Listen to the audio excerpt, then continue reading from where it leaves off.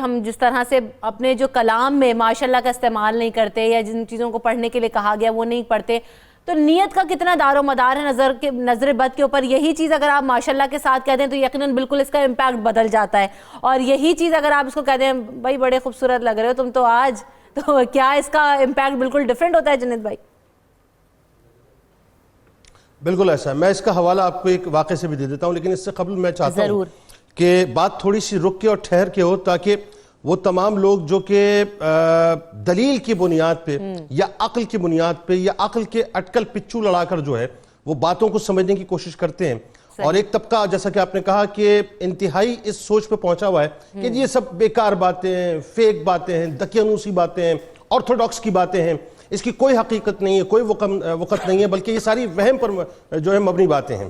سرکار علیہ السلام نے فرمایا کہ نظر لگنا حق ہے، نظر لگنا حق ہے، اور اگر کوئی چیز ایسی ہوتی جو تقدیر پر سبقت لے جاتی تو وہ نظر بد ہوتی. اسی طرح سے رسول کریم صلی اللہ علیہ وآلہ وسلم نے فرمایا کہ میری امت میں قضاء و قدر کے بعد اکثر اموات نظر بد کی وجہ سے ہوں گی.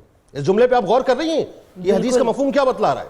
یعنی جو موت کے اور تقدیر کے فیصلے ہیں ان کے بعد اگر کوئی شے ہے موت تک پہنچانے والی تو وہ نظر بد ہے، یعنی اتنی سخت ترین بات ہے. اسی طرح سے سرکار علیہ السلام نے فرمایا کہ نظر ایک ایسی شے ہے جو انسان کو قبر میں اور اونٹ کو دیغ میں لے جایا کرتی ہے، ہنڈیا میں لے جایا کرتی ہے.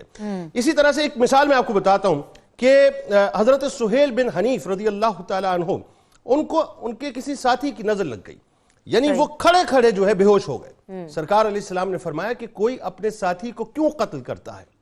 پھر اس کی وضاحت کی کہ اس پر نظر کیوں لگاتا ہے. پھر آپ نے یہ فرمایا کہ اگر تمہیں تمہارے ساتھی کی کوئی چیز پسند آئے تو تم ان کے لیے برکت کی دعا کیا کرو. بالکل دیکھیں بات پتہ ہے کیا ہے؟ سرکار علیہ السلام نے نظر بد کے حوالے سے بہت واضح طور پر فرما دیا کہ یہ ایک ایسی شے ہے جو کھڑے ہوئے آدمی کو قبر میں پہنچا دیا کرتی ہے اور اونٹ کو دیغ میں پہنچا دیا کرتی ہے.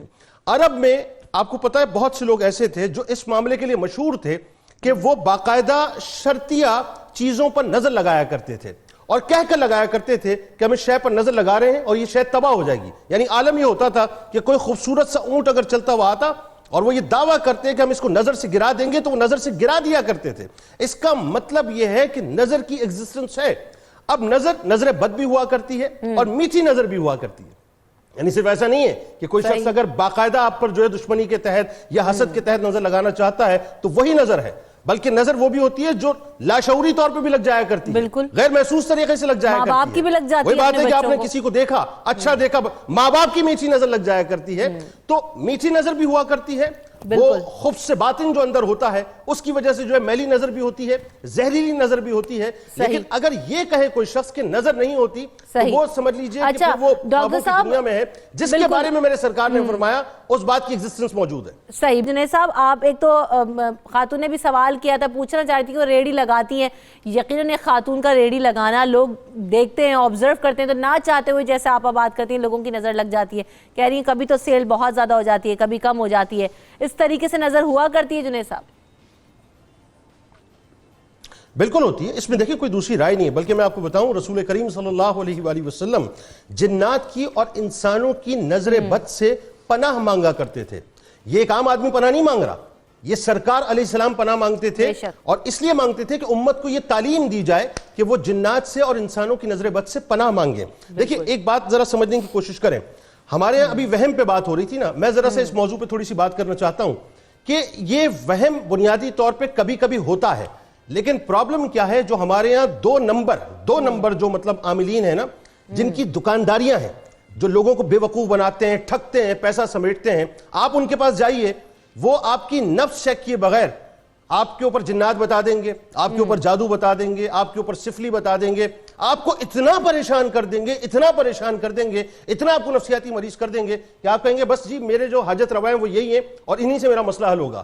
نارمل کیسز کے اندر ہوتا کیا ہے؟ نظر بد ہوا کرتی ہے، اور نظر بد کے لیے سرکار علیہ السلام نے ایک بہت ہی خوبصورت تعلیم فرما دی کہ فلق اور ناس پڑھا کرو. امام جعفر صادق رضی اللہ تعالیٰ عنہ فرماتے ہیں کہ جب تمہیں زیب و زینت کرنے کے بعد یہ خدشہ ہو کہ تمہیں نظر بد لگے گی تو فلق اور ناس دم کر کر اپنے اوپر گھر سے نکلا کرو. تو یہ تو ایک بنیادی بات آ گئی کہ 11 آیات ہیں صاحب, ہم 11 آیات نہیں پڑھتے, ہم ہزاروں لاکھوں روپیہ جو ہے لوگوں کے پاس جا کے, جعلی لوگوں کے پاس جا کے خرچ کیا کرتے ہیں. اب ایک جملہ میں آپ کو اور کہتا ہوں, دیکھیں ایک شخص آپ کے پاس آیا, آ کر آپ کو نظر بد لگا کے چلا گیا, آپ کی گاڑی دیکھی, آپ کا بنگلہ دیکھا, آپ کا فلیٹ دیکھا, آپ کا بہترین موبائل دیکھا, آپ کی فیملی دیکھی, ہستا بستا گھر دیکھا. حضرت یعقوب علیہ السلام نے جب اپنے 11 بیٹوں کو حکمران مصر کے پاس بھیجا تھا تو آپ نے تلقین کر کے بھیجا تھا کہ ایک ہی دروازے سے داخل نہ ہونا, ایسا نہ ہو کہ تمہاری تعداد دیکھنے کے بعد تمہیں جو ہے نظر بد لگ جائے. غور کریے ذرا جملے پہ.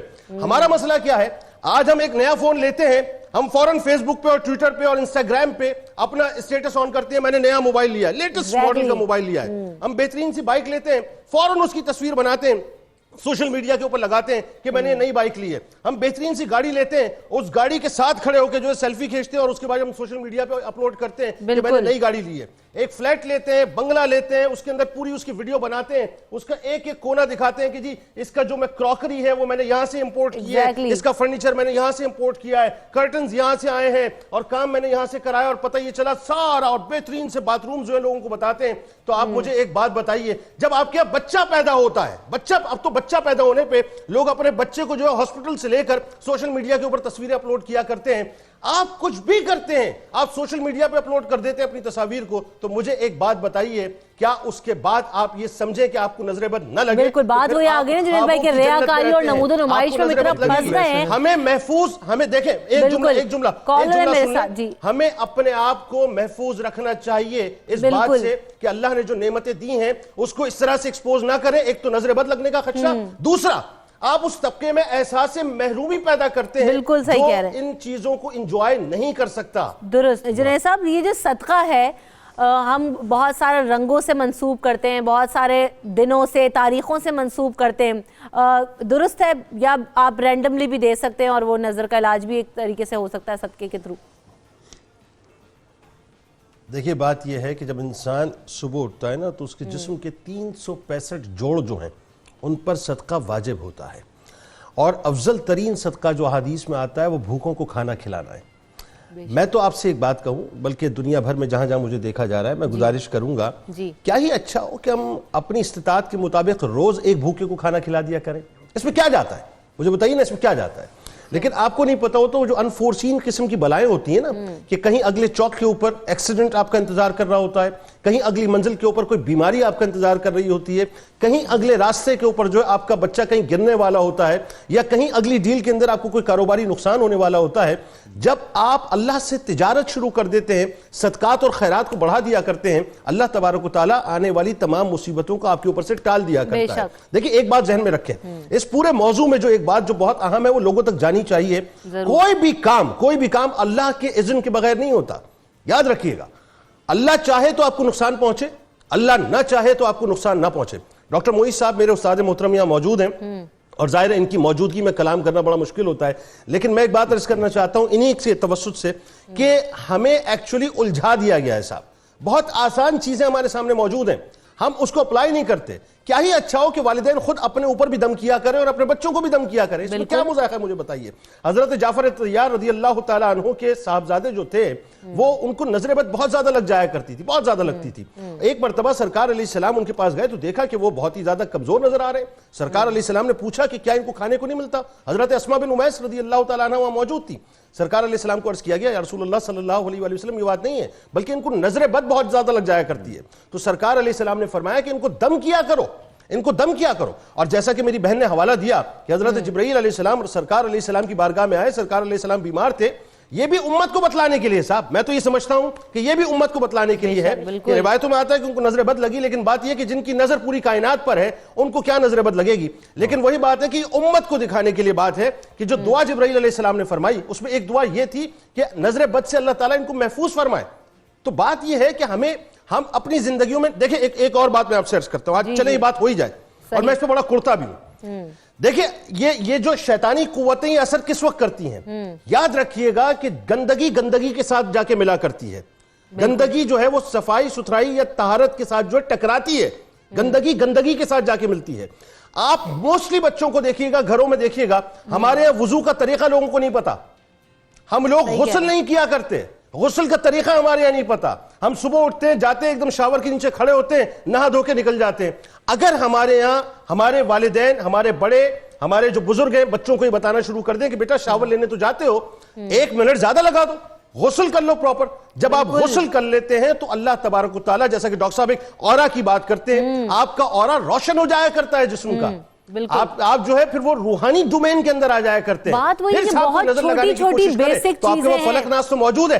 فلک ناس سے بہترین دیوار کوئی نہیں ہے, فلک ناس سے بہترین کوئی ہتھیار نہیں ہے آپ